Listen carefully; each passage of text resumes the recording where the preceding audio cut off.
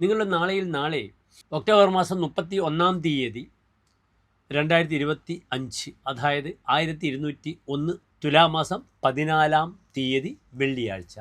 നാളെ ശുക്രവാരം വെള്ളിയാഴ്ച തൃശ്ശൂർ സൂര്യോദയം കാലത്ത് 6:19, അസ്തമയം വൈകിട്ട് 5:57. നാളത്തെ രാഹുകാലം വെള്ളിയാഴ്ച 12 മുതൽ ഉച്ചയ്ക്ക് 1:30 വരെയുള്ള 1.5 മണിക്കൂർ ദൈർഘ്യ സമയമാകുന്നു. നാം ശുഭകാര്യങ്ങളൊന്നും തന്നെ രാഹുകാലത്ത് അനുഷ്ഠിക്കാറില്ല. നാളത്തെ ദിനത്തിന്, പ്രത്യേകിച്ച് വെള്ളിയാഴ്ചയും ബുധനാഴ്ചയും, 2 കാര്യങ്ങൾ നാം സ്വീകരിക്കാറില്ല. ഗർഭിണികൾ, സ്ത്രീകൾ, അപ്രകാരം നാൽക്കാലികളെ ഒക്കെ തന്നെ യാത്ര പോകാൻ അല്ലെങ്കിൽ പറഞ്ഞയക്കുന്ന ദിവസമല്ല. നാളത്തെ തിഥി കാലത്ത് 10 മണി വരെ റിക്തയായ ഒഴിഞ്ഞ തിഥിയാണ്, നവമി തിഥിയാകുന്നു. അതിനാൽ തിഥി സമ്പത്തിനെ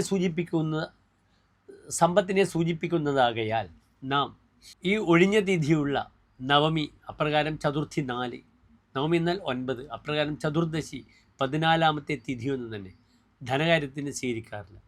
നാളെ രാഹുകാലം കഴിഞ്ഞുള്ള ഒരു സമയമുണ്ട്. ആ സമയം എൻ്റെ പ്രിയപ്പെട്ട പ്രേക്ഷകർക്ക് 1:20 മുതൽ 2 മണി വരെയുള്ള സമയം ധനകാര്യ വിഷയങ്ങൾ, ബാങ്കുമായി ബന്ധപ്പെടാനൊക്കെ വളരെ അനുകൂലമായ സമയമാണ്. കാരണം നാളത്തെ നക്ഷത്രം നല്ല നക്ഷത്രമാണ്. നാളെ അവിട്ടം നക്ഷത്രമാണ്. അവിട്ടം എല്ലാ ശുഭകാര്യങ്ങൾക്കും നാം സ്വീകരിക്കുന്ന നക്ഷത്രമാണ്. അത് ഉത്രത്രയത്തിൽ പെടുന്നു. ഉത്രാടം, തിരുവോണം, അവിട്ടം. 9 നക്ഷത്രങ്ങളാണ് ഉത്രത്രയം. ഉത്രാടം, തിരുവോണം, അവിട്ടം. അപ്രകാരം ഉത്രമൊത്തം ചിത്ര. അപ്രകാരം ഉത്രട്ടാതി, രേവതി, അശ്വതി. അതിനാൽ അവിട്ടം ശുഭകാര്യങ്ങൾക്ക് നാം സ്വീകരിക്കുന്നു. വെളുത്ത പക്ഷത്തിലെ അവിട്ടമാണ്. നാളെ ഭൂമിപരമായ ക്രയവിക്രയങ്ങൾക്ക് വാങ്ങാനും അല്ലെങ്കിൽ ഭൂമി കൊടുക്കുവാനും നാളത്തെ ദിനം വളരെ അനുകൂലമാണ്. അതിനാൽ മേൽപ്പറഞ്ഞ കാര്യങ്ങൾക്കെല്ലാം തന്നെ നാളത്തെ നക്ഷത്രം സ്വീകരിക്കാം.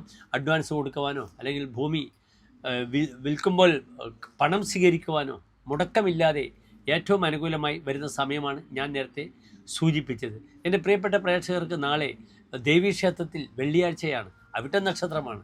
അതിനാൽ ദുരിതങ്ങളൊക്കെ മാറാൻ ശത്രുസംഹാര പുഷ്പാഞ്ജലി അല്ലെങ്കിൽ നാളികേരം കൊണ്ട് മുട്ടറക്കൽ തുടങ്ങിയ ചടങ്ങുകളൊക്കെ ചെയ്യാം. എല്ലാ പ്രിയപ്പെട്ട പ്രേക്ഷകർക്കും ശോഭനമായ നല്ല ഒരു നാളെ പ്രാർത്ഥിക്കുന്നു. നന്ദി, നമസ്കാരം.